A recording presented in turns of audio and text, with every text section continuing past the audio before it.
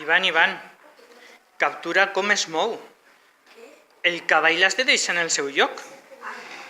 Ha anat a la casella de l'alfil, doncs has de deixar el cavall en el seu lloc, captures només l'alfil. I deixa el cavall on estava l'alfil.